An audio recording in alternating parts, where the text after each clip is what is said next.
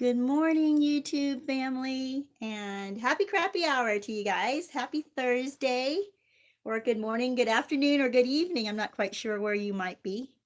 It looks like I've got a bit of I don't know if it's called a glare, but a lot of sun coming in, so I might close some curtains here. Okay. Oh, I see, it's coming from the other way. Alrighty. Well, you guys, we have a great talk today. You're going to hear me from back here a little bit as I try to adjust these curtains. So, I had this really great comment from a viewer that kind of launched me onto today's topic. And I wanted to talk about it today because there's so many things that run through our minds that make us think about what we want to tell people, what we want to warn people about, right? And it might even be, you might even get obsessed with it. And you feel like there's got to be more. There's got to be more to this. So and not just to this, but you want to warn people because you are reeling and spiraling downward, right? So that's going to be our main discussion today. So good to see you guys coming on. Kashmir, good to see you. I had a little bit of a chat with you pre live stream. So I usually don't get on, or am able to get on because I'm, getting other things prepared. But it was really good to see you come on and start chatting. So that's kind of cool. You guys can even start chatting before we go live, because I try to set this up about half an hour to an hour beforehand. So this is great. Kashmir, yeah, you had already come on to say that she was just thinking about this, what she wants to tell the new supply. Well, here's the deal. You don't really want to contact the new supply while they are still with the narcissist, because they will think that you're out of your mind. All right, you guys. So I don't recommend that. And I will come back and check and see what else you had said. Mark, good to see you. So you guys, yeah, I do want to talk about my happies and crappies. This is so awesome. And this is what Happy Crappy Hour is really about. It's about catching up and finding out what has worked this week for you and what hasn't worked, right? If things have worked well, you want to keep doing that. And if they have not worked out well, you want to stop doing that. If you're becoming more obsessed, if you're doing things that are making you spiral downward more, you want to stop that. So that's why we're discussing some of these things today, especially today's topic, because some of you who are coming on here today are newly discarded, or even if you were not newly discarded, you are still going through a lot of pain and healing. And there may be some truths that you have not heard yet, right? There may be some truths that you might need to hear again to remind you to focus on the right things. All right. And that's where I want you guys. I want you guys to be focusing on the right things that will lead you to healing, lead you to truth. And the truth does set you free, it heals you. So, before I get into that, let me just tell you a little bit about some happies and crappies. One happy was I was reading this book, and I read all kinds of books, whether I believe in their spiritual whatnot, or, whatever their background is, I don't mind. I like to expand and expose myself to what other people are thinking, whether they think like me or not. And this was written by Gary Zukov. It's called Soul Stories. I think he was on Oprah. Anyway, this guy wrote a story in the book, and it was about how he had met Oprah, and he, at the time that he met her, she was interviewing him because she wanted to help her audience grow spiritually. I get that. That's great. And his thinking was, he doesn't really want to make this a drudgery, having to work with somebody who's going to nitpick and make this into something academic rather than spiritual, right? But he found out that while he was with her, it was pure joy to work with her. It was pure joy to discuss the things that he was passionate about, right? And it was spiritual growth. So in the end of this one story, he said, whatever you're passionate about, it should be like you're playing. So it won't feel like work. It'll feel like you're playing. Now I know all the other stuff to set up, the success and the financial stability that could give you is work. But the thing that you're passionate about, the thing itself while you're doing it, is going to feel like playing. And that got me thinking, at the end of that story, he said, "So who do you want to play with?" And I thought, wow, you know what? I love doing this. I love talking about psychology. I love talking about healing. I love talking about being in control of yourself psychologically, emotionally, spiritually, so that you don't get taken over by emotion and brought down or kept down. So this brings me a lot of joy while I'm doing this. The live streaming with you guys brings me a lot of joy, and it makes me feel like, this is not work. This is my passion. So I know I'm doing the right thing, and I'm glad that you guys have joined me. I'm glad that you guys are here to do this with me. Um, so then my crappy, you guys, is that I have had some discouragement over the weeks because I started on a new venture. And one of those things is learning Spanish. I've never learned a word of, well, I mean, I knew gracias, I think, and de nada. I think that's what, yeah. So I knew very, very little as far as Spanish. And so I decided to do a year, commit myself to a year of Spanish. So I'm on Duolingo, which is awesome. And I put it on my phone. I do it every day, and I committed to doing Spanish every day for a year.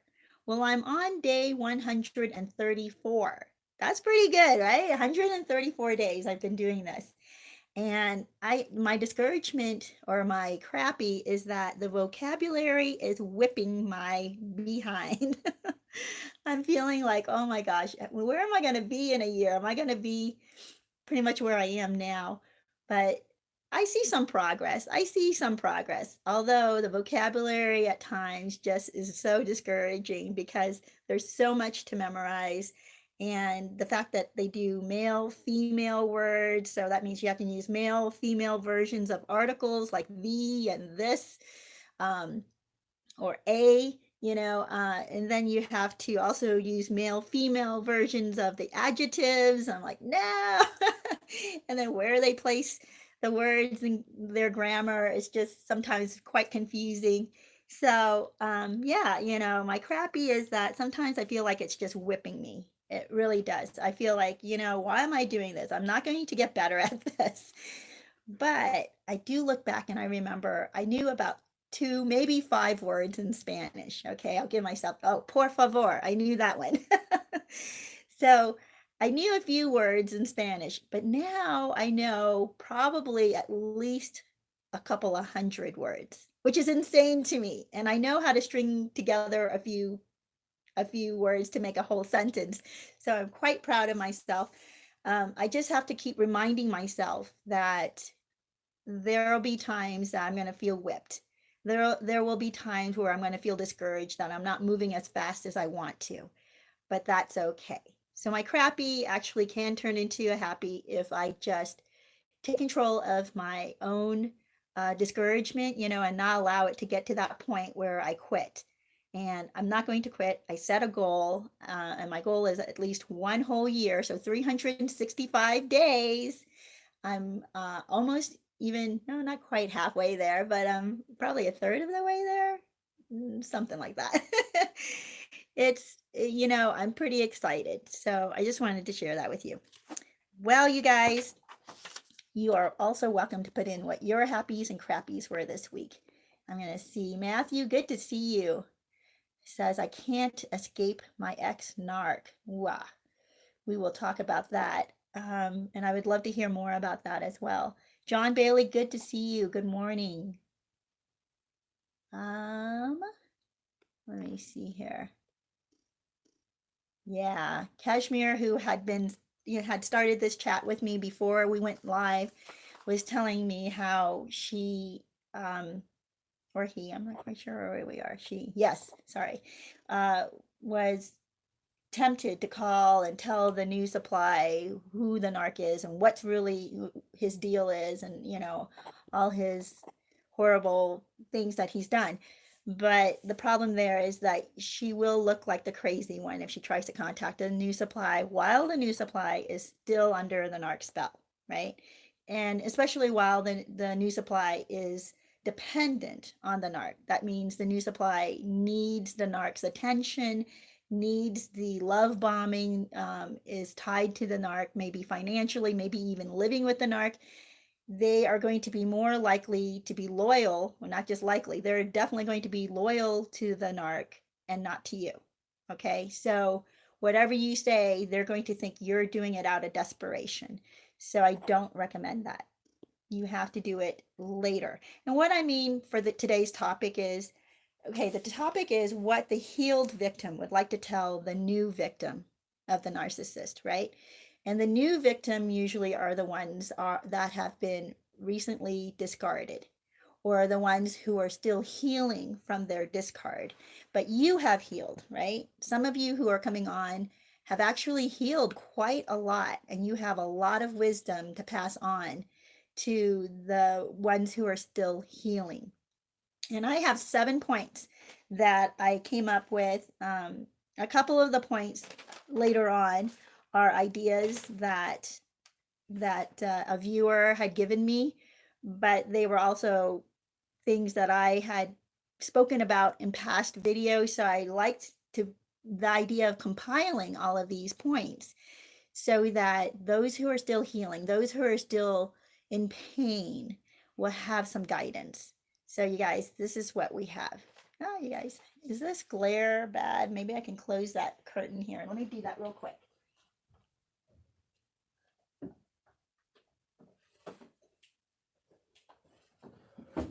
Oh, all right, let's see if that will help.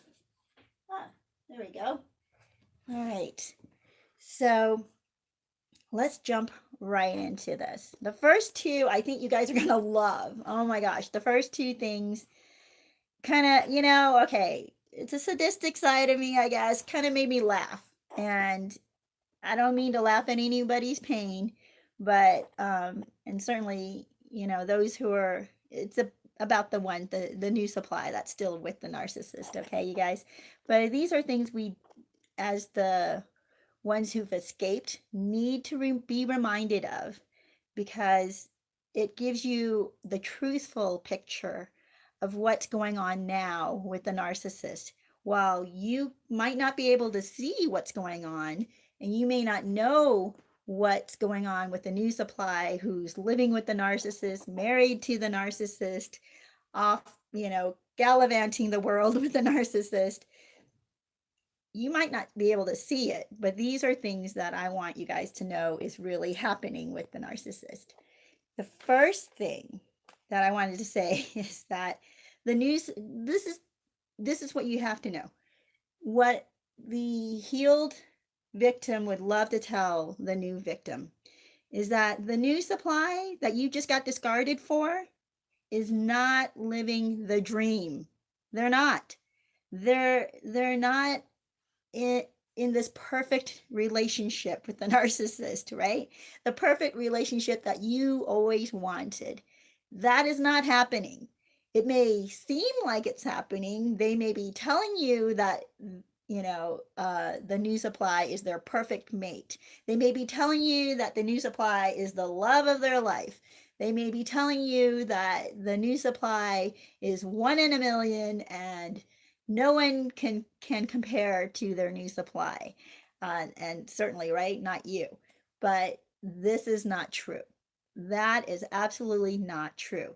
So as a healed victim, you come to realize this. And as Kashmir had written earlier on in her comments before we went live, actually said what happened to the new supply after she was discarded, right?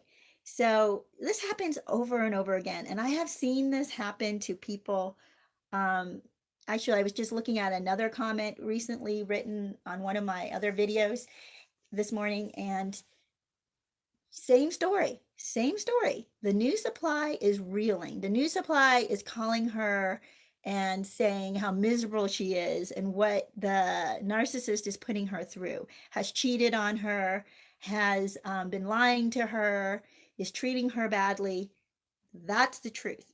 That's what we want to tell those of you who are looking at the narcissist's new relationship and thinking it's just perfect, right? It's just perfect. How come they get to have this wonderful, perfect relationship and I'm left here alone and in pain? That's not the reality of it. So that's number one. I wanted you to know the new supply is not living the dream, right? And the perfect relationship you thought should be yours. They just aren't. Because, first of all, they're serving a purpose for the narcissist.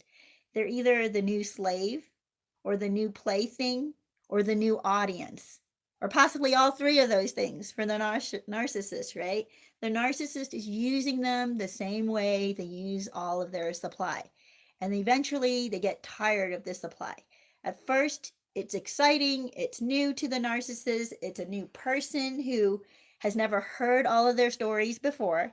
So the narcissist gets to retell all of their fabulous, fabulous stories about how amazing they are. And the new supply is this willing audience that's clapping for everything the narcissist is telling them. Of course, the narcissist is going to feel like this is the best person ever. But after the fourth or fifth time the new supply has heard the story, it's going to get a little dull for both of them. And the new supply is not going to be so shiny anymore to the narcissist, right? This new, and I've talked about this before, the new supply is like a new toy. And you play with a new toy for a while and you're excited when you first get it. But after sometimes just a week, right? But sometimes a month, maybe a year, you get tired of it. And you're like, okay. And a new version comes out. The newer toy comes out. The newer craze comes out. And you want that. That's what happens with the new supply and the narcissist. Okay, that was number one, you guys. Let me see what is going on here with some of your comments. Amanda, good to see you. Amanda says, well, I love this. Someone was commenting in Spanish to me. But Amanda says, my happy was finding your YouTube channel. Yay! My ex got married to the supply he snapped up as soon as I left 4 years ago, and I had a surprising mix of emotions. You got me through it. Ah, thank you. I'm so glad. I'm so glad I was able to do that. And that's why this is my passion. I love to help people see the truth, but not be bitter, okay? I know that bitterness is going to be there and it's going to be at the beginning, and the insecurity and the depression and the darkness is going to come over you. Visions of vengeance will come over you. We have all been there. I just don't want you to be stuck there. And I do want you to know you're not alone. I want you to know that these dark feelings, these things that you thought you would never feel, or the way you're behaving, you never thought you would have with the narcissist, right? You lowered your standards. You became something you didn't want to become. You are not proud of the person you are when you leave the narcissist, right? Or when they discard you at the end there. But you can pick yourself up from there. You can find again the person you want to be, or the person you were before you got pulled into the narcissist's total train wreck. Yeah. Oh, yeah, Matt. Sorry, let me go back here, you guys. Matthew had said, I can't escape my ex-narc because she uses the children. Oh, Matthew says, I can teach you Spanish. Wow, yeah.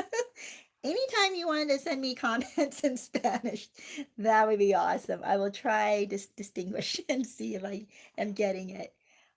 This is so cool. Yeah, Matthew says A is feminine, O is masculine. This I know, which is so awesome. Like baño, I know, is a masculine word, and casa is feminine, right? And it's in an A. Get it. I got it. Thank you so much. Heather says, good for you. New things are fun, frustrating sometimes, but well worth it. Yeah. And you know what? And for me, sticking with it. I have to make a plan to stick with this. Learning, for those of you who are just coming on, I'm doing Spanish for a whole year. I'm on day 134. Today might actually be 135. So I'm pretty excited, but at the same time, it's kicking my behind. I just want to let you know that. And at times I feel like quitting because it is hard and I'm struggling to encourage myself at times. But I want to share this with you because I want you to know that this is life. You know, we go through these cycles in life where things are kicking our behind. But if we can make it past that, if we can encourage ourselves and not um, allow the negative, the naysayers, or even our negative thoughts, right, telling us, you can't do this. Who are you to do this? Why did you convince yourself that you can do that? You know, these negative thoughts that might enter our minds, kick those out. You know, they will come, they may continue to come, but they'll be less and less effective. So just wanted to share that with you. So, you guys, we went through the first point. I want to hit the second point. The second point for what a healed victim would love to tell a new victim is that the narcissist needs time to get over you too. Yeah, they do. The narcissist needs time to get over you. So many people have written in wondering if the narcissist even thinks about them. And I'm here to tell you, yes, they do. They do think about you. And the reason I want you to know that is because a lot of times you come out of these relationships thinking that you are worthless and that you meant nothing to the narcissist and they just used you and spit you out. And although it may very well feel that way and may very well appear that way because they move on immediately, right? Some of you guys have had stories where the narcissist, within a week of separating from you, has gotten somebody pregnant or has gotten married within a couple of months after leaving you or you leaving them. And you're like, what? How did this happen? And so it might feel like you were nothing. And you might even, those negative thoughts I was telling you about earlier, that come into your mind when you're trying to do something new. Well, those negative thoughts also come into your mind when you're trying to heal because it'll tell you that you meant nothing, that you were just used, or that you were this horrible person and they didn't like you anymore and you're not shiny or you're not worth it. You know, all these things. And I wanted to tell you the truth is that the narcissist still thinks about you. They are trying to get over you. And that's why they latch onto somebody immediately in order to have a new audience, right? They need somebody to help them forget you, right? And here's the other thing, they can't be alone. And the reason they can't be alone is because they cannot be alone with their own guilt, with their own conscience. And I know people say, oh, narcissists don't have a conscience. They have a conscience, all right? They have a conscience. They know what's right and what's wrong, but they want to avoid feeling the consequences of that conscience. They don't want to feel guilt. So they immediately replace you with somebody else who will fill the bed, who will fill their house, who will fill the passenger seat in their car and distract them from their conscience, distract them from what they had done to you, distract them from the horrible person they were when how they treated you, and all the things you said to them. You know, I don't know if anybody has actually held their tongue and not told the narcissist what they really think of them as they're leaving. In fact, those words that you said to the narcissist has stuck. It is there in their head. They hate rejection. They hate being told that they're a terrible person. They hate being told that they're a liar or cheater or manipulator or even narcissist. They hate being told these things. And in order for them to push those words out of their mind, they replace you with somebody who's willing to pat them on the back and worship them and tell them how wonderful they are.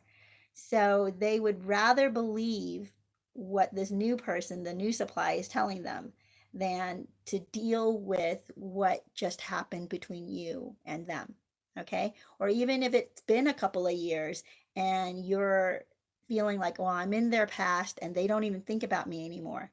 I know for a fact that they do. If your relationship was a long relationship or one that had gone extremely deeply with the narcissist, they do still think about you, but they don't want to give you any power over their life. So that's why they move on quickly, and that's why they ignore you, and that's why they try to shut you out, because you remind them of all the negative things that happened in your relationship and all the negative things that you might have told them as you were leaving or as they were discarding you about them, right? So you guys, those first 2 points sometimes bring a smile to people's faces, because it gives you the truth that you were worth something, and that this image that you have in your head of how things are going for the narcissist and the new supply is not really true. Your mind works against you when you're in pain, you know?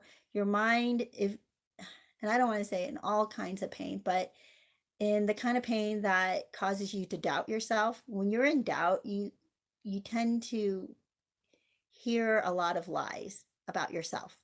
And so that's why I wanted to tell you, especially those 2 points right up front, that the new supply is not living the dream, is not living this perfect relationship now with the narcissist. The narcissist has not suddenly become this perfect person, a perfect partner, or this romantic, or this financially responsible, or this, empathic person. They have not suddenly changed who they are for this new supply. They're trying on new skin, right? They're trying on new things with the new supply to see if something else might work.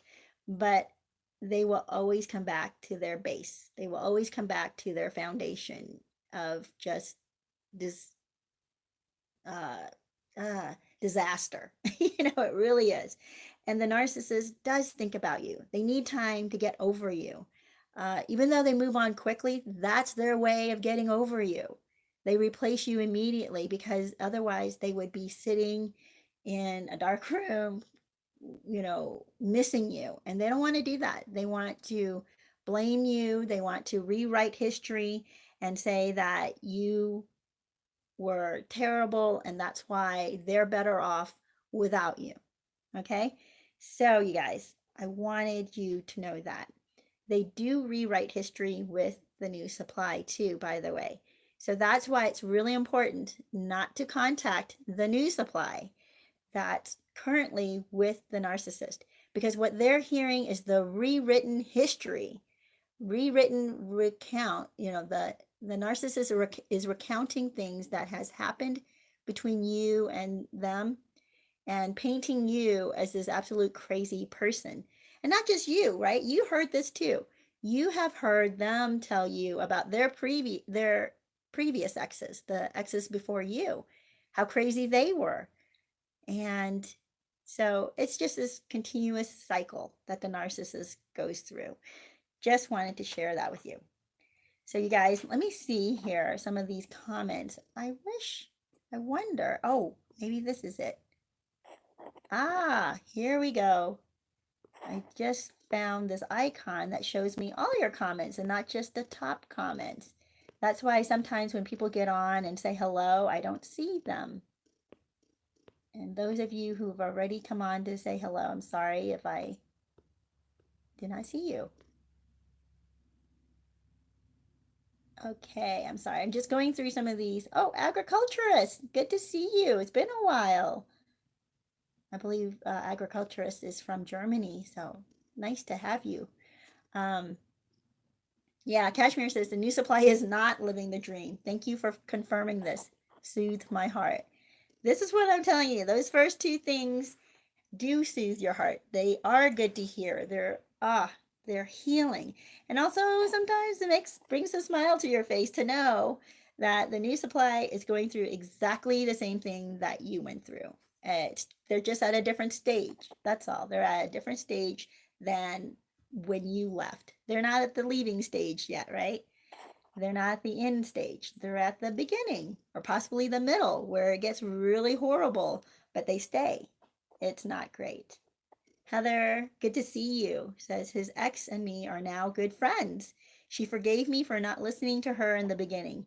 He made me think that she was the crazy one. There you guys go. See, this is how they function.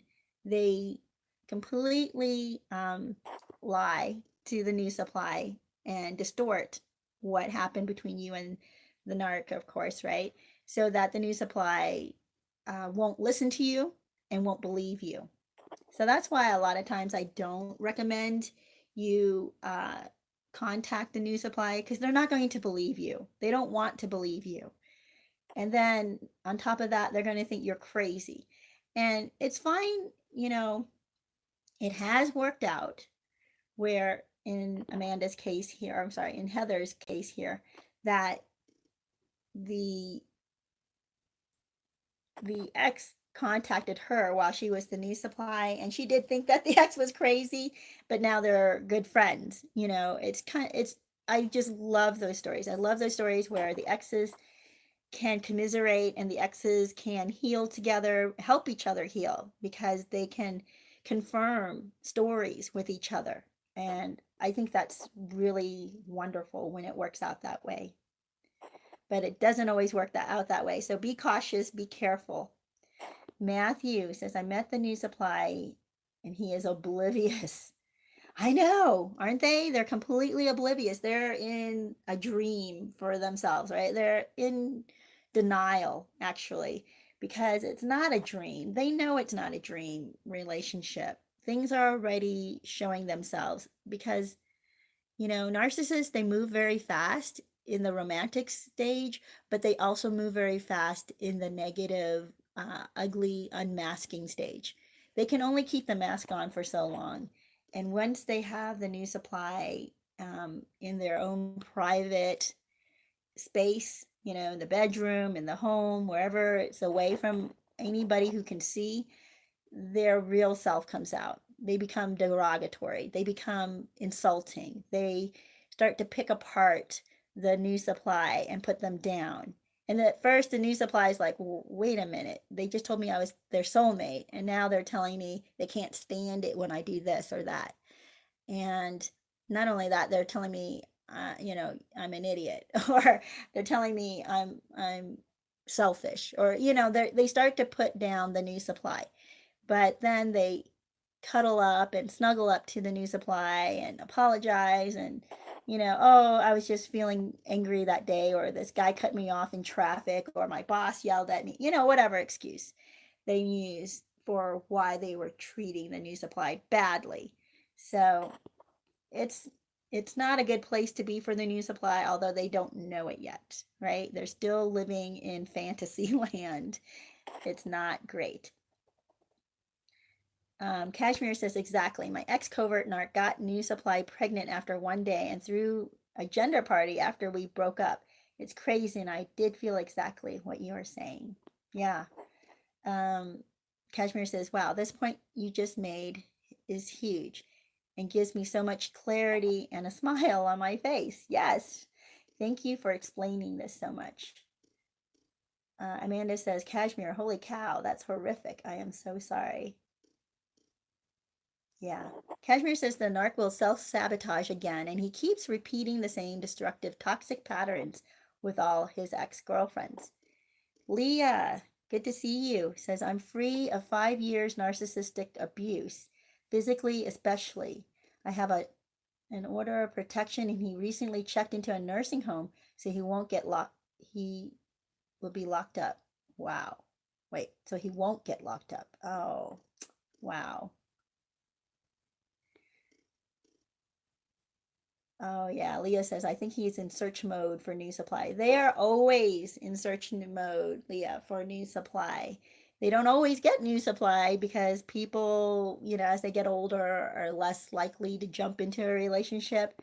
And also, the narcissist standard for new supply has to come down as they get older. Amanda says, for me, it was tough to hear the new supply is being treated badly. It made me so angry again and had to re-accept reality that he's a narc. But then the idea that he changed for her hurt.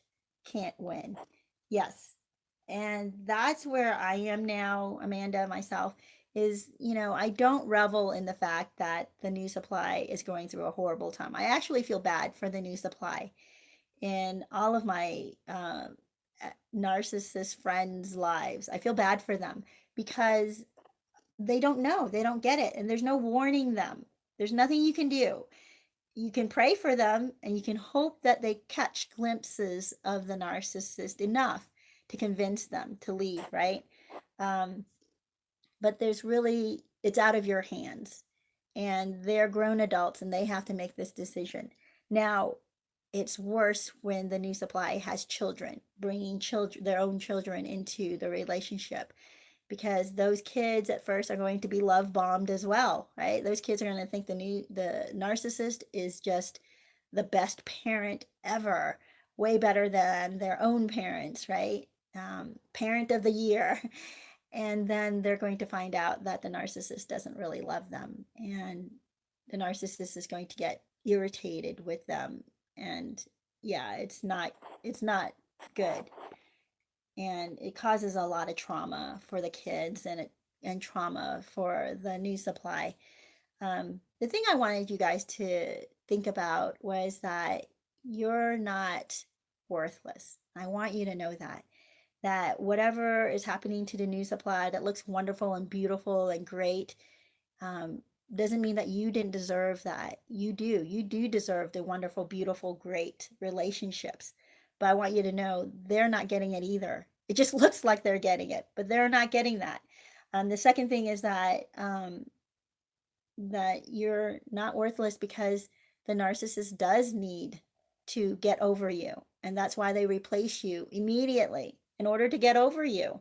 They can't just sit by themselves and think, oh, okay, she meant nothing, but I'm going to focus on my work now, or I'm going to focus on um, my guy friendships or my girlfriend friendships, my gal pals.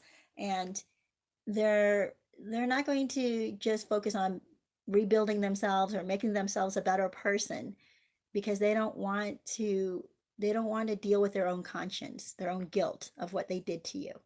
So they replace you immediately, they rewrite history, and then they create a new story with the new supply, so that they come out looking for their own benefit like they're this wonderful, great person, because the new supply is telling them they're this wonderful, great person.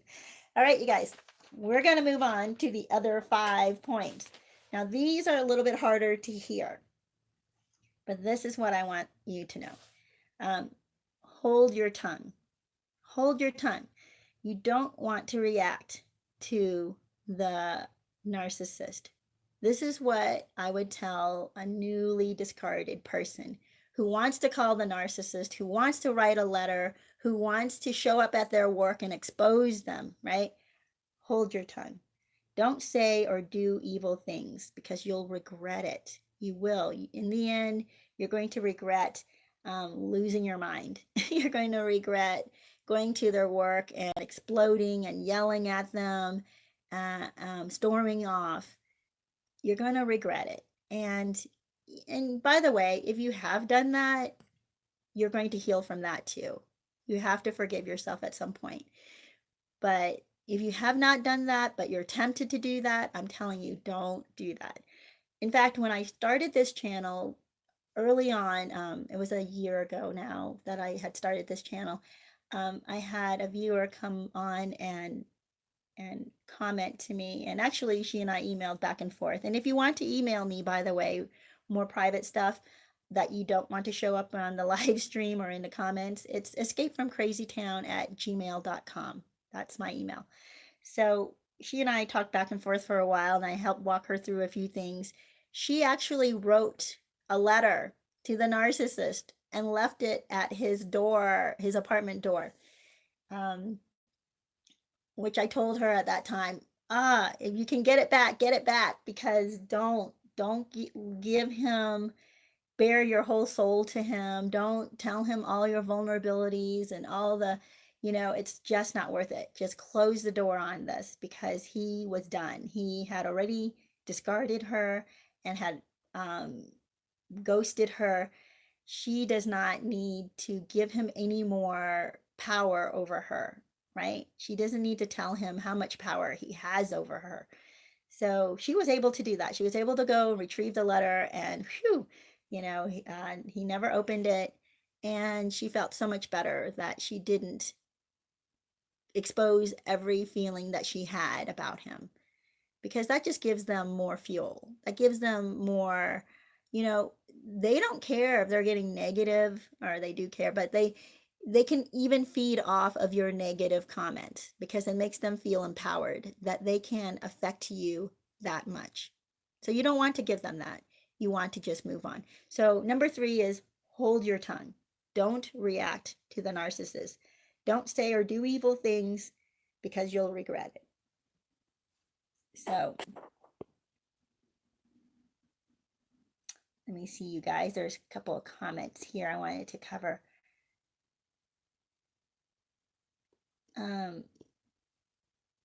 Kashmir says, yes, exactly. My narc completely flipped and got angry at me and told me I was being super negative, when all I said was, I feel like I'm coming down with a cold. It was psychotic behavior. Oh my gosh. The narcissist cannot stand it if you are sick, because that puts a wrench in their plans, right? That prevents them from going out and doing the things that they want to do. And instead of being sympathetic or compassionate towards a partner who's sick, they're the ones who are angry at the partner for getting sick and ruining their date, right? Or ruining their plans for the weekend. Yeah, you don't need to be with somebody like that. The narcissist is taking that into their next relationship too. And that's how you know that the new supply is not living this dream relationship. They are getting the same treatment that you had gotten. Leah says, exactly. I wouldn't fall for the Hoover for the 4th or 6th time. Oh, for the 6th time. Yeah. Debbie, good to see you, says, you will be arrested anyway. Yeah, if you react, right? If you are, yeah, you don't want to go to their work, like I said, and explode and throw a fit, or, to try to expose them. Just hold your tongue. Here's the reason. Karma will come by. Everybody is at the mercy of karma, including the narcissist. We might not be there when karma hits, but they will be. And I've told my viewers this many times. You actually don't want to be there when karma hits, because sometimes when karma hits, it hits everybody who's around the narcissist as well, right? Anybody who is still connected to the narcissist, or even appears to be connected to the narcissist, will also be taken down. And you don't want to be anywhere near that. Yeah. Mama Fungi, hi. Good to see you. It says, hi, I am new to this and just learned that I have been with a narcissist for the past 15 years. I am no contact with him since October 7th. Wow. Yeah, you are very new to this. So I hope that you're listening to these points and will benefit from them, because many who've been through this, who are much farther along in their recovery, have learned and a lot of wisdom in how to behave and how to see the truth. So I'm hoping that you stick with us and you hear the rest of this. And I'm very sorry that you had spent 15 years with a narcissist. Um, it's very hard not to think that you've wasted all this time and that they had robbed you of this time. But know that there's still good to be had. You still have so much goodness ahead for you. And I want you to focus on that. I want you to know that there's still life to be had. There's still hope. There's still joy. And just listen to the rest of these points that I'm going to make today, and I hope that they continue to help you. Mama says he's been contacting me via email, and yesterday reached me through his brother-in-law. Yeah. Is he contacting you as in trying to get you back? Or is he contacting you trying to control you and make you feel bad, or, yeah, guilt you and take revenge on you? Because they'll do that as well. while you write about that, let me continue on with point number 4. Point number 4 is don't stay at the narcissist's level of envy and trying to pull the other, you know, in trying to pull him down. Don't get back at them. You're going to feel envious. You're going to feel envious that they moved on quickly. You're going to feel jealousy against the new supply. Don't act on it and don't stay there. Narcissists are very envious people. They're very jealous people. They cannot deal with other people doing better than them, and especially their ex, like you, right? They cannot deal with the thought that you could find somebody better than them, or that you have moved on, or that you now live a beautiful life, that you now have a wonderful job or that promotion, and you are on the vacation that they wanted to be on. They cannot deal with that. They're so jealous. You don't want to be like them. You don't want to hold on to that kind of jealousy, right? Because it will rob you of your joy as much as it robs the narcissist. So that's point number 4 to you guys. Don't behave the way the narcissist behaves. I know that, especially if you've been with the narcissist for 15 years, like Mama, Mama, I don't know if I'm saying your name right, fungi, I don't know. I'm sorry, so sorry, but I'll just call you Mama if that's okay. Mama here is saying that she had been with the narcissist for 15 years, and it's hard to not take on some of the narcissist traits after 15 years. You might become critical like them, you might become jealous like them, you might become insecure like them. And what I'm trying to say in number 4 is don't stay at their level. Don't continue to keep those characteristics. All right. And the big one is jealousy or envy, which you might and probably will be feeling towards them, especially when you watch them move on, especially when you see them with new supply and acting as if they're living up the best life ever, right? So that's point number 4. You guys, let me see. There are a few more comments here I wanted to. Oh, Sasha, good to see you. Glad that you're here. Oh, Mama says he's contacting her saying that they should continue to talk. Well, is he? Yeah. He might, like I said, I'm telling you guys, the narcissist does miss you. The narcissist does want to have control over you again if they can. That's why they hoover. But if they have new supply already lined up, they're going to forget about you or act as if they've forgotten about you because they're replacing you immediately in order to forget about you, right? But even with the new supply, they are obsessed with you. The new supply is going to hear so many stories about you. They're going to get so angry at the narcissist for constantly talking about you. Okay. So you're not there to hear this. You're not there to witness this. You just see from afar that they're going out on the town, going out to dinners. You're going to see that they're having parties, all this stuff that makes it look like they're having this beautiful, wonderful, perfect relationship. But when they get home from that party or from that dinner, the narcissist will continue to talk about you. And that's why you don't ever need to feel less than the new supply. You don't ever need to feel like you're unworthy because you are worthy. You guys, let me go on with some of these other comments. If he's contacting you saying you should continue to talk, what is it that he wants to talk about? I mean, is there abuse that you escaped from and you're convinced that, you know what, this person is not willing to change, they hadn't changed in all these years?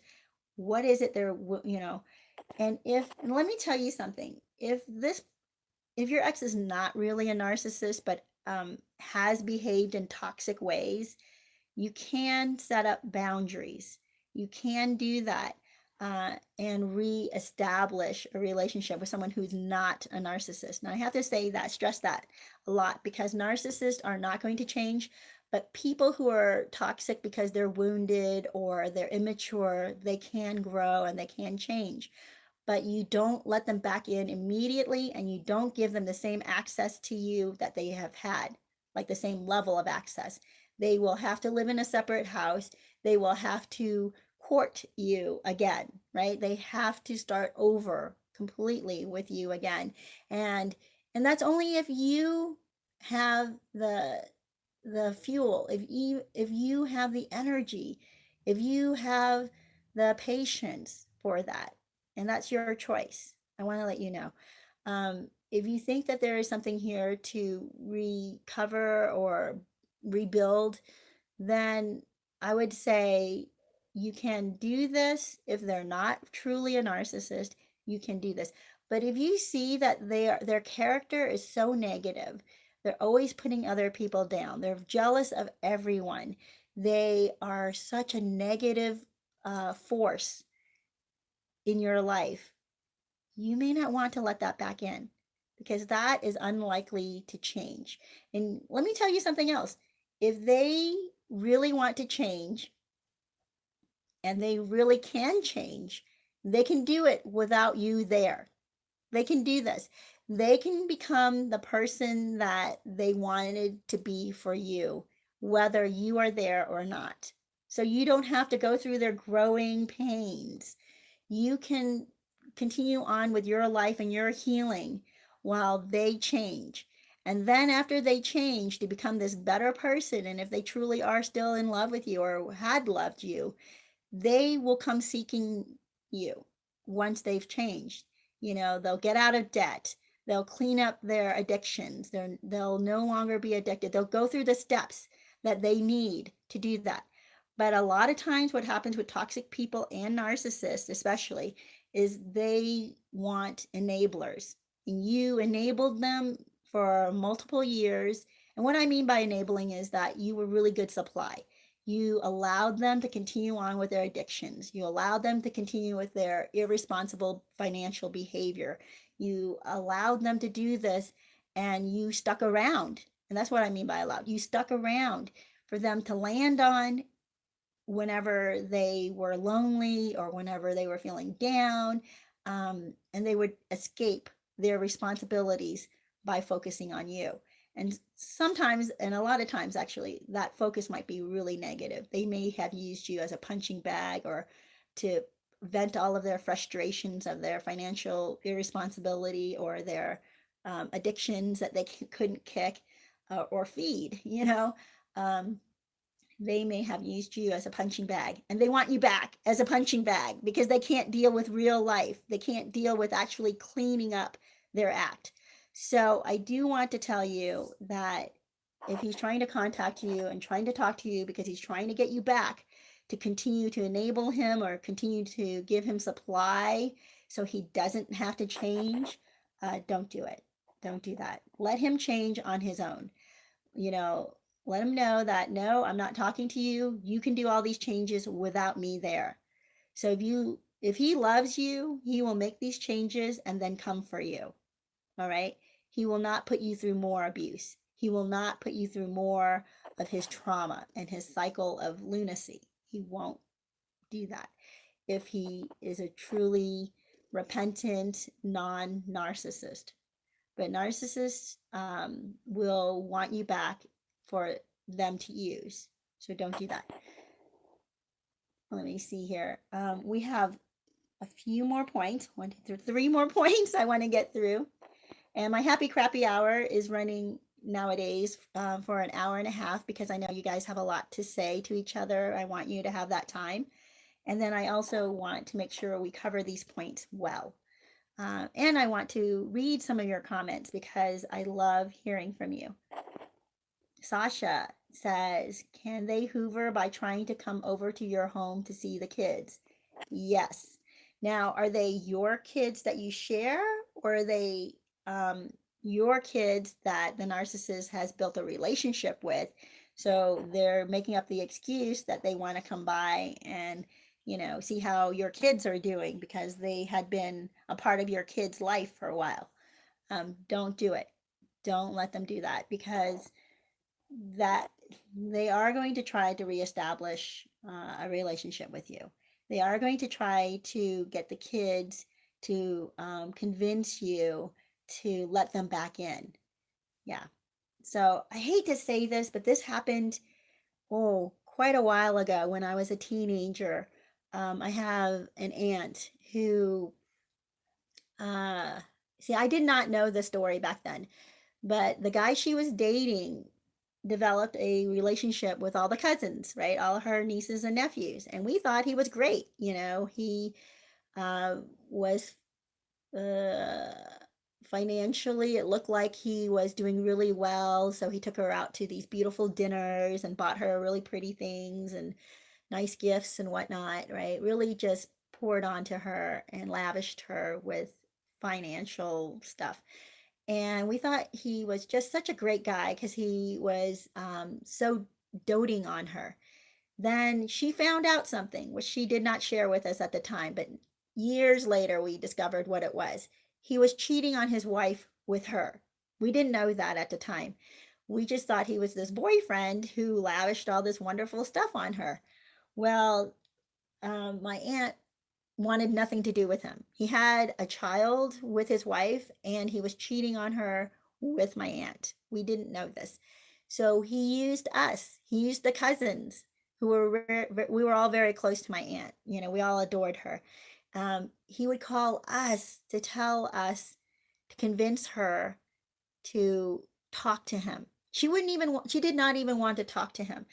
Um, and I wish now that we had let it be. I wish that we knew, but we were kids. I'm telling you, we were just kids. I think I was about, I mean, you have to understand, this is back a while ago when I was 14, when 14-year-olds were kind of like 8-year-olds nowadays or 10-year-olds.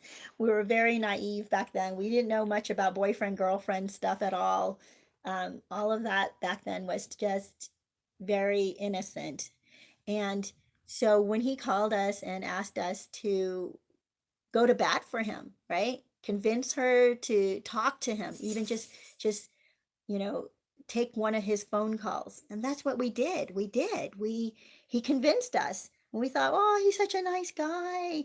And he told us how much he loved her. And we thought, oh, this guy, he just loves her so much. So we convinced her to talk to him. And guess what? They got married. Long story short, he got divorced. They got married. They had a few children together. And then he continued to cheat on her. Just wrecked her life. Now they're still married, but she spends, I want to say, probably half the year, if not more, probably like 10 months of the year away from him. Like, what kind of marriage is that? What kind of marriage is that? And she stays with him because, they're much older now. And I think she just feels like, I'm just going to stick this out to the end because she doesn't want to start over. So it's kind of sad, and it's, and I feel bad that we, the cousins, the kids, were used in his manipulation of my aunt. So I do want to let you know, they do use kids to get back the ex or you, right? They will do that. And then and they're more convincing to kids because kids, we're naive, we were naive at that time. Kids are going to be naive. They don't know the full story. They don't know why you left the narcissist. They don't know why you left their father, their mother. They don't know the whole ugly truth. They may have kind of witnessed some of it, but the narcissist can play them, can manipulate them, can lie to them so much more easily than they can to you. And the kids want to believe. They want to believe that this person is not a monster. This person is really sweet and kind. And they'll believe words. They'll believe what the narcissist says. So be very careful of letting them in, even to see the kids. Child of God 073. Good morning. Good to see you. MSB Anthony. Good to see you. Says, yes, they use the kids. Tell him you will meet him for an outing at McDonald's for birthday. Well, yeah. Just be careful that he doesn't, if they're just your kids and he doesn't have any relation to them other than through you, do not give them any time away from him, and do not allow them to talk to him. Like if they have their own cell phones, he will try to call them and contact them. All right. When you're not around, and convince them and manipulate them. So be careful of that. Block his number on their phone or something like that. All right. So Amanda says, this is why I love you. All these points focus on healing and positivity. Ah, thank you, Amanda. I'm so glad. This is such a negative experience, but we ought not to let those feelings overcome us. Yes, I absolutely agree. MSB Anthony says, always divert to meeting at a public place. They usually don't show or change their plans. That's a good point. I never knew that. Okay. That's a good strategy, actually, of protection for yourself. Child of God says, the narcissist wants to create drama, try to create control. He called the daycare, asked them to put him and his mother first for emergency, and me third. I told the daycare I'm the mother. Yes. Yes. MSB Anthony also says, you all need to go to court for sole custody, or the other parent does have rights. Yeah. Yeah. MSB Anthony says, good point. I have to start all over, but best to leave them alone. Yeah, you know what? They might want you back. They might want you back because they want the supply. They want the codependency, right? They want you to take on the brunt of their problems. They're used to you carrying their load of problems. So you don't want to become their pack mule anymore. You don't want to become their slave anymore. If they truly love you, they will change on their own. And then they can come seeking you. If you were meant to be with them, if you were the love of their life, if you were the person that they want to spend the rest of their life with, they can make these changes without you having to suffer through all of their withdrawal while they're, withdrawing from their addictions. You don't have to be there while they get help for themselves. And they can get help for themselves and change to become that person that you've always wanted them to be. So I just wanted to share that with you. You guys, let's move on to point number 5. Point number 5 is aspire to higher things and goals for yourself. And that kind of goes in along with what we were just talking about. While they could be healing and doing things to become that person for you, you can focus on aspiring to better things for yourself, right? Some people will stay in that pit with the narcissist to try to pull the narcissist down with them.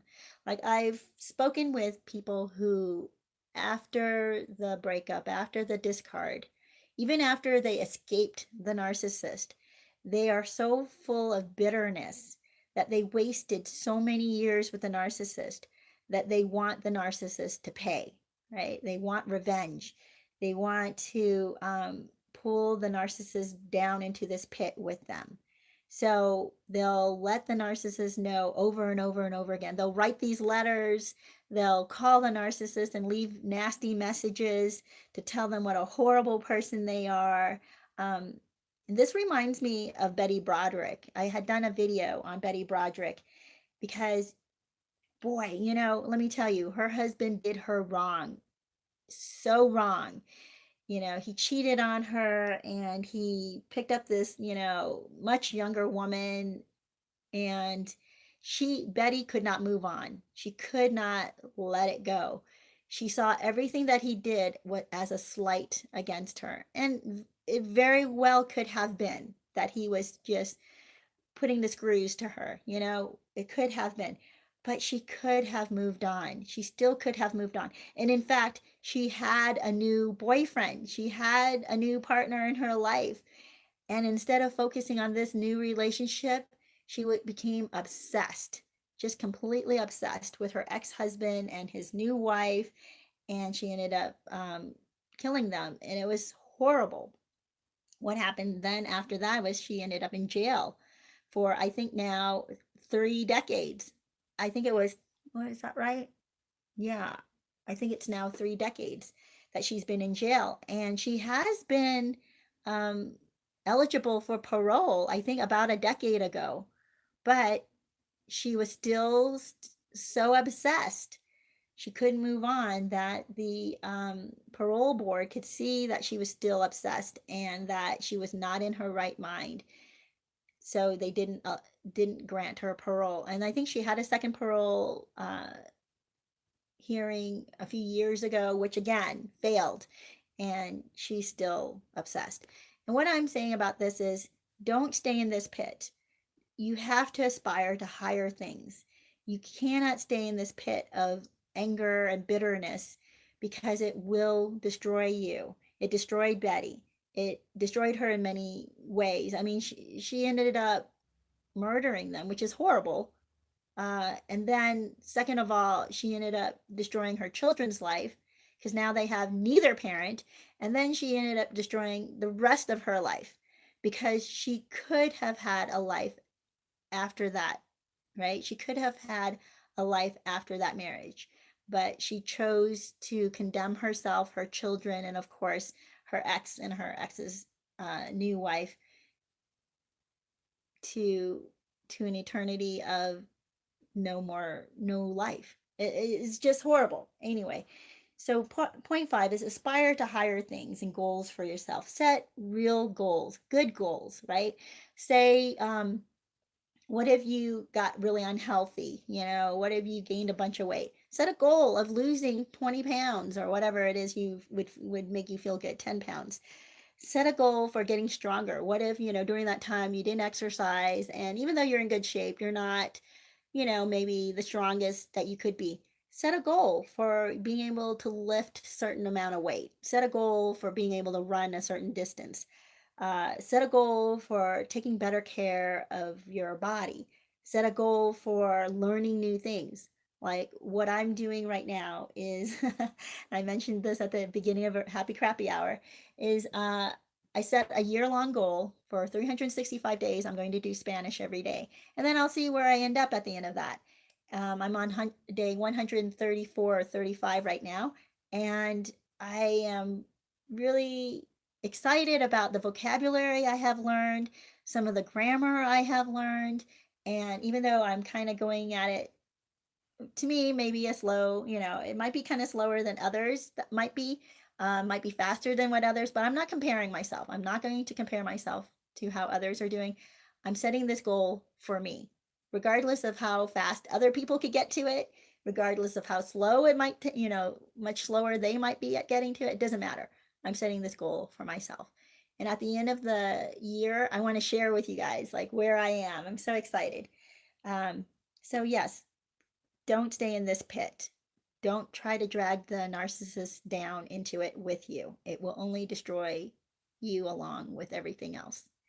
Point number 6 I want to get to is, it kind of goes along with it. Point number 5, let go of revenge. You want them to hurt as much as you do, but you don't want to become bitter like the narcissist. Okay? Just don't do that. Don't give in to revenge. So the point, revenge doesn't solve anything. I have seen people who have lost a loved one, right? And they go to court, and the person, the defendant, I don't know, the accused, goes through the trial. And even though they may get a sentence, right, for a prison sentence, the loved one has, the person has lost someone. No amount of revenge takes that away. It just doesn't. Whatever years you spent with the narcissist, whatever finances they took from you, it's not going to reset anything if you can get revenge. It's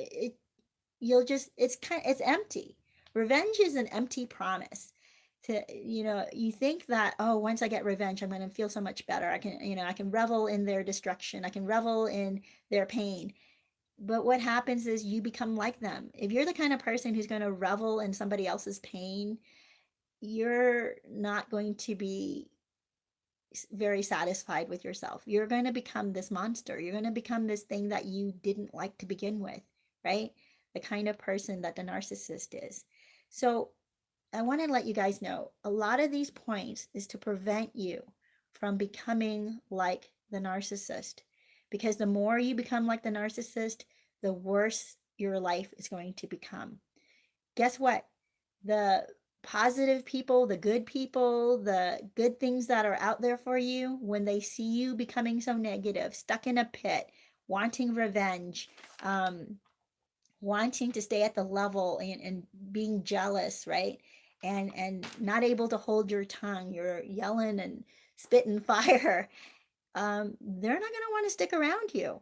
All these positive people who could bring good things into your life are not going to want to stick around that, because they're going to see you as devolving into what the narcissist is, right? Um, so you guys, let karma do its thing. Let karma take over and do what, or dish out the consequences to the narcissist. You don't have to be the one to dish that out. Yeah, so you guys, let me see what, before I get to point number 7, our last point, I want to see what you guys are saying here. Huda, good to see you, says, good morning. Thank you so much for your help to give us hope and a better understanding. Yes, so glad that I can do that. And you're welcome. Mama says, I went through severe emotional and verbal abuse. He was very toxic. I left him in 2015 and suffered depression and low self-esteem. Yes. Yes. I can completely understand that. So, Mama, I do agree with you about not letting him come back in, even through the kids, right?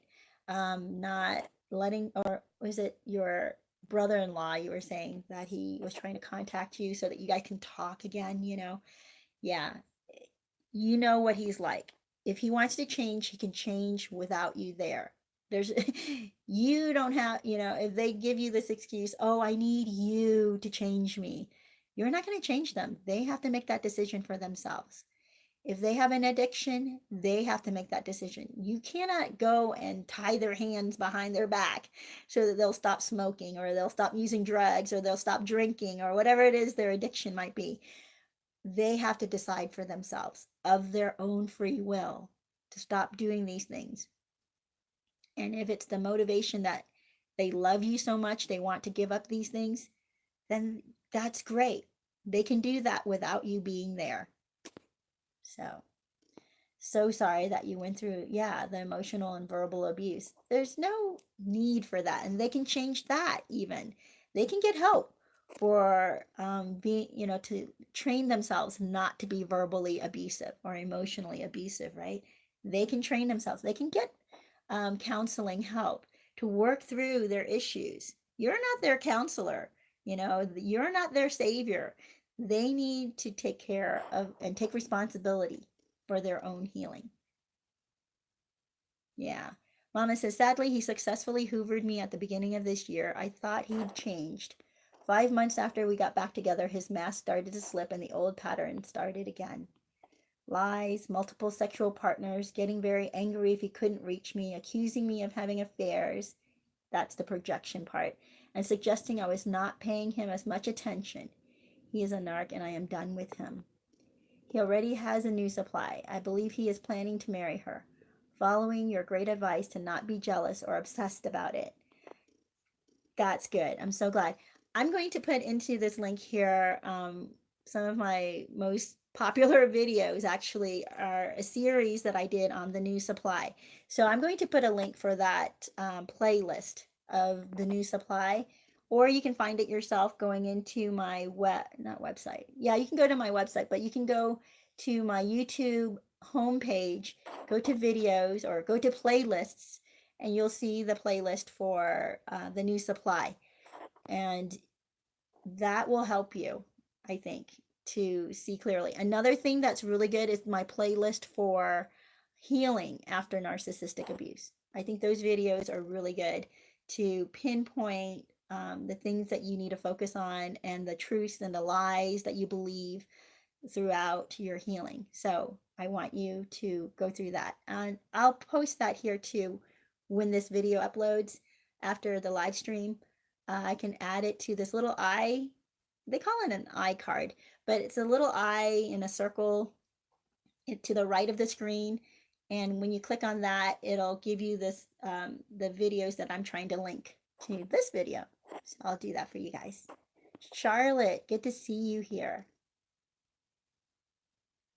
Amanda says, my ex better not try to talk to my son. He is way more protective of me than I am of myself. If he swears at him, I don't think I'd stop him. Okay. That's really great that your son is protective of you. And so that seems to me that your son is well aware of how the narcissist is, or what the narcissist is. RB says, hidden children, hidden partner, 2 women pregnant. Wow.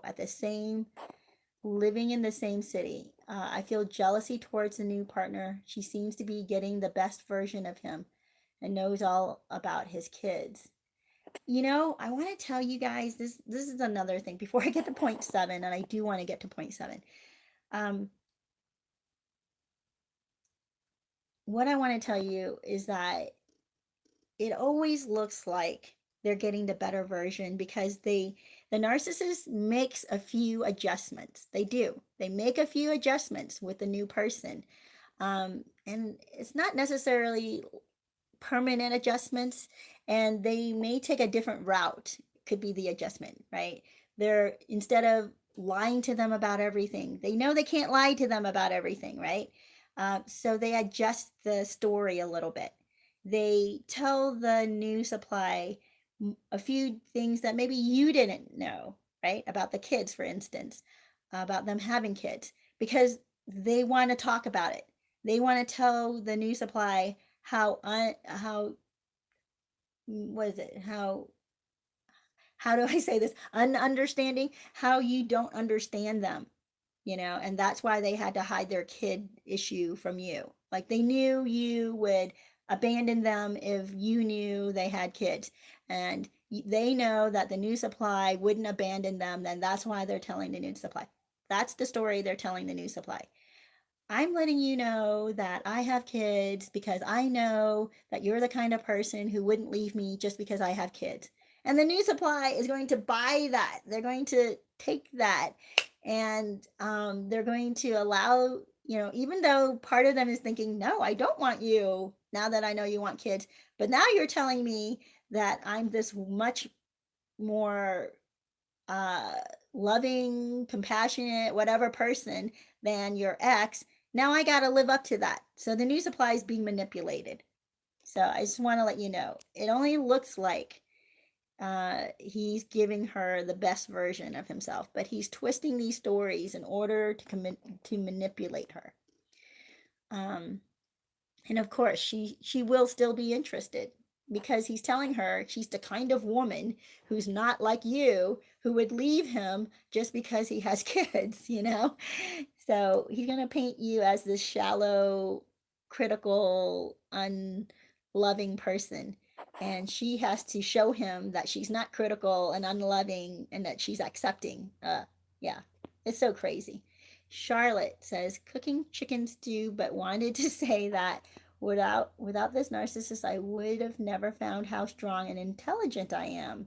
They have inadvertently made me much more than I thought I could be. Yes! Yes! I want to cheer that.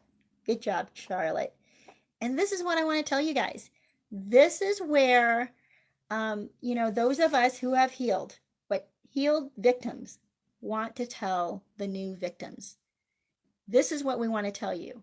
You come out better. You do. If you put in the right focus, all right? If you focus on the right things, you will come out even better than you thought you could be. You'll be so, oh my gosh, I cannot even tell you how many blessings will come your way once you move away and once you move on from the narcissist. And you'll be like, wow, had I not had that experience, that big train wreck with the narcissist, I would not have been diverted into this direction where, yes, there's a lot of pain, there's a lot of healing, there's a lot of introspection. There's a lot of introspection and rerouting yourself, right?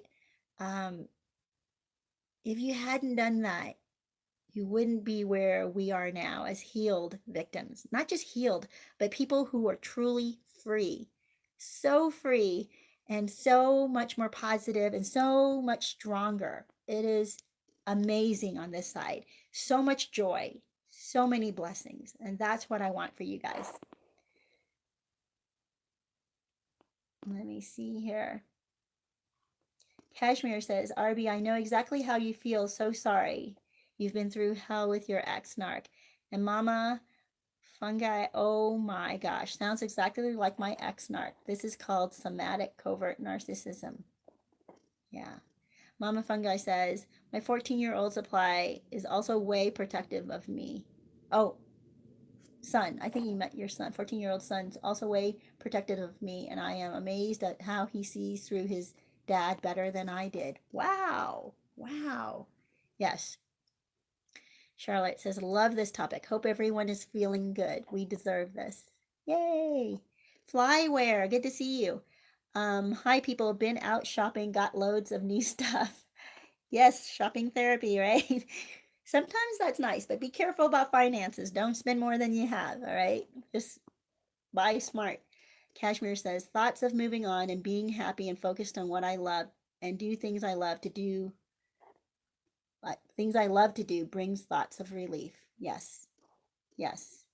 Kashmir also says it's a dark place of nightmare and hellish feelings if we keep entertaining thoughts and obsession over the narcissist and his new fake life and his new supply. It's mentally and emotionally exhausting. Yeah. The recovery stories of people who've experienced what I have has helped me a lot, including this channel. Oh, I'm so glad. You know what? And that's why I do this. This is why I do this channel. And this is why I want to give you this opportunity to share your experiences.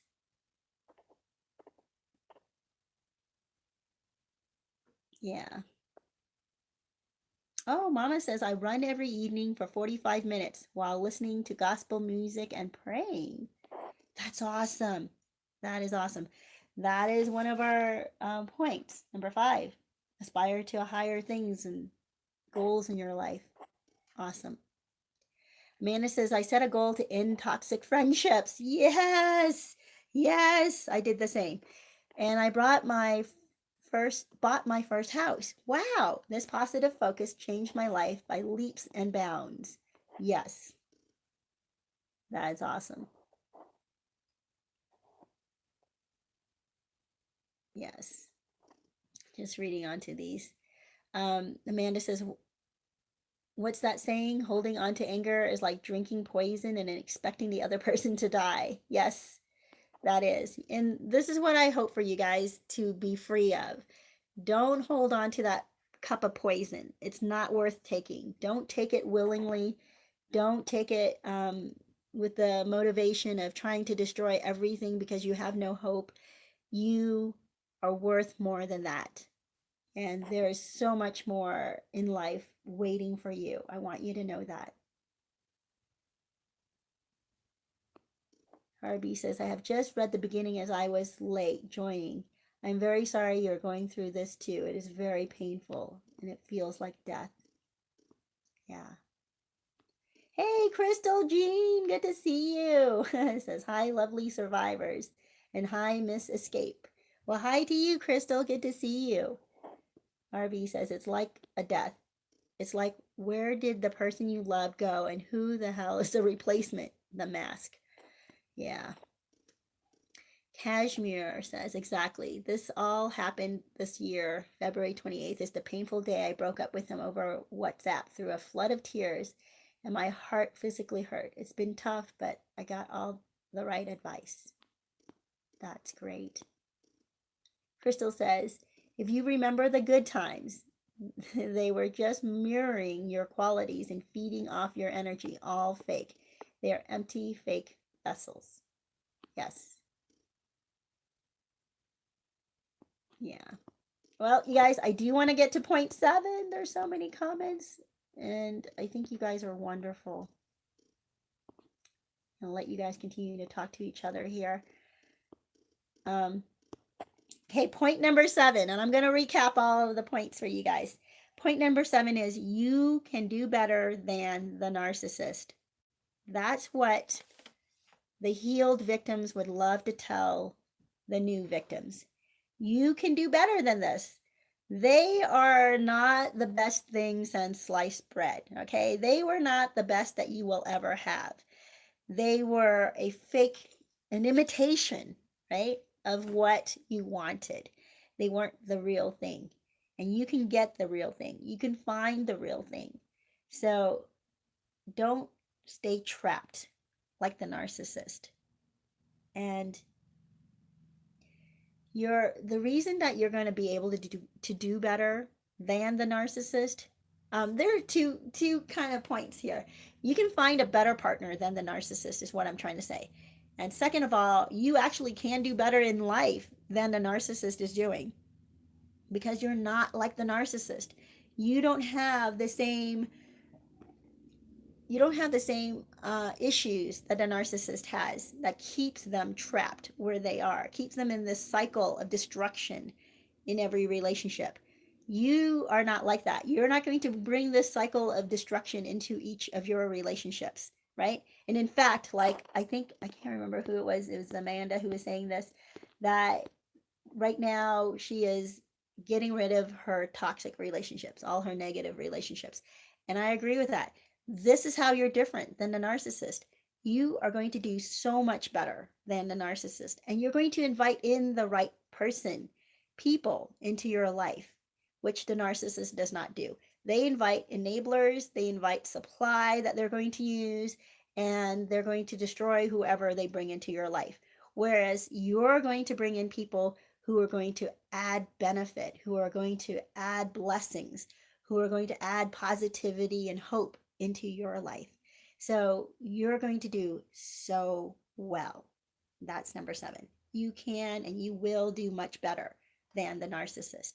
So you guys, let me recap for you the 7 things that a healed victim would love to tell the new victim. Number 1 was the new supply is not living the dream.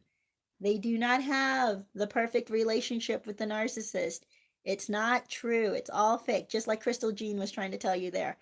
Those happy times that they had with you, same happy times they're having with the new supply right now. It's all fake. It's all going to come crashing down. It's just there as a ploy and a manipulation. It is not real. Number 2, the narcissist needs time to get over you too. Yes, they are washing away their mistakes with you by rewriting history and by latching on to someone else so that they don't have to be alone or to deal with their own conscience. They don't have to be alone with their own conscience. So in order to do that, that's why they latch onto somebody immediately. That's why they marry someone, get them pregnant or whatever. They take off with the new supply. So they're doing this in order to get over you. So that tells you something. You are worthy. You did make an imprint on their life, and they don't like it. They don't want anybody to dictate to them that they need to change. They don't want the negativity of, well, it seems like negativity to them, but you wanted them to change for the better, and they don't want that. They don't want to change. They like themselves, or they think they like themselves the way they are. They think they're perfect. So they need to erase you. They're trying to get over you. And that's why they jump onto another ship right away. Number 3 was hold your tongue. If a healed victim can talk to the new victim, this is what they would say. Hold your tongue. Don't react. Don't say or do evil things because you're going to regret it. Number 4, don't stay at the narcissist level of envy. Don't become like them. Don't take on their characteristics. You probably may have taken on some of their characteristics like criticalness, gossiping, panning people, putting people down, insecurity, envy. You might have taken on some of those characteristics. Now is the time to let go of that, because that's not who you are. That's who the narcissist is. And they don't change. They don't let go of that, but you can. So don't stay at that narcissist level of character and it's a horrible character. Get rid of it, redo yourself, re-heal, become the person that you always were before the narcissist, or the person you've always wanted to be, despite what the narcissist had done. Number 5, aspire to higher things and goals for yourself. Because sometimes people will stay in a pit and try to pull the narcissist in there with them. Don't do that. Get counseling, get help, move, start fresh, take chances and risks to break out of the prison you were in. Aspire to something new and something good, something that will build yourself. Start running, start exercising, start eating well, start new mental challenges, go back to school, take a class, learn new things, become a stronger, better person. Number 6, let go of revenge. As much as you want them to hurt the same way that you're hurting, just let go of it. Let karma do its job. Let karma take over. You're not supposed to do this. Karma will take care of it. Just want to let you know that. Don't become bitter like them. If you hold on to revenge, like somebody else was saying, that bitterness is like drinking poison and expecting them to die.